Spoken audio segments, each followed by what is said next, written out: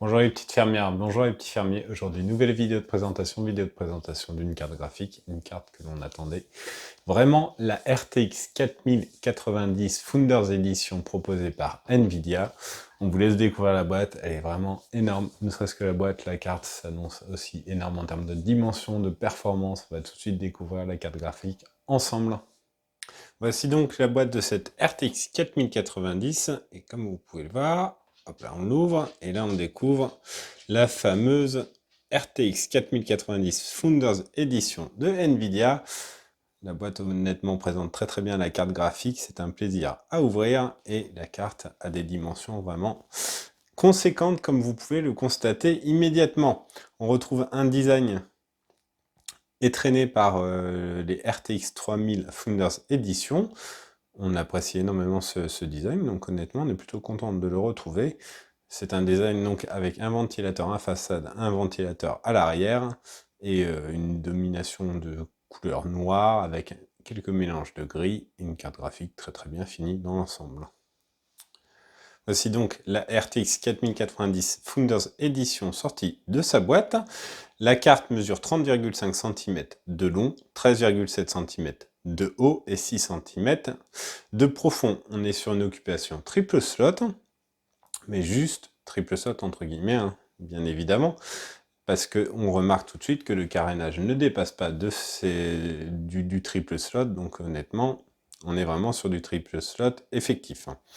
Donc le refroidissement est assuré par deux ventilateurs de 120 mm. On va tout de suite découvrir ensemble les autres côtés de cette carte graphique. Voici la tranche supérieure de cette RTX 4090.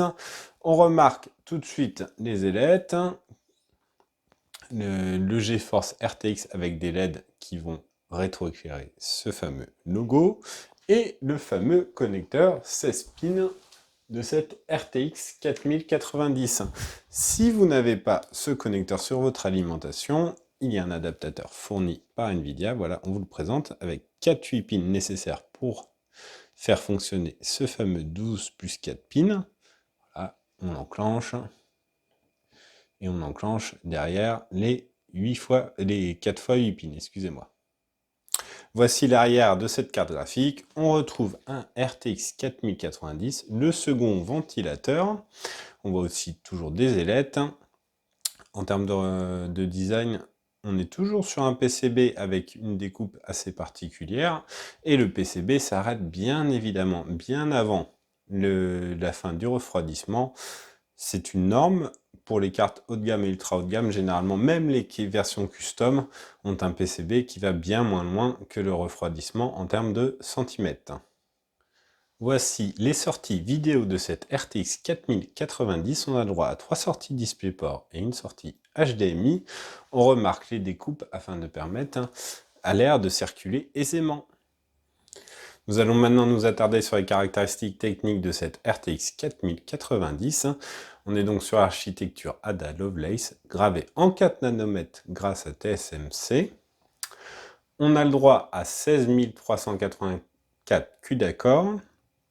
Le GPU fonctionne de base à 2,23 GHz et il a un boost annoncé à 2,52 GHz. On retrouve également 24 Go de mémoire GDDR6X interfacée en 384. Les cœurs Ray Tracing sont de 3e génération, les cœurs Tensor sont de 4e génération. Voilà, on vous livre un test très vite. À bientôt, au revoir.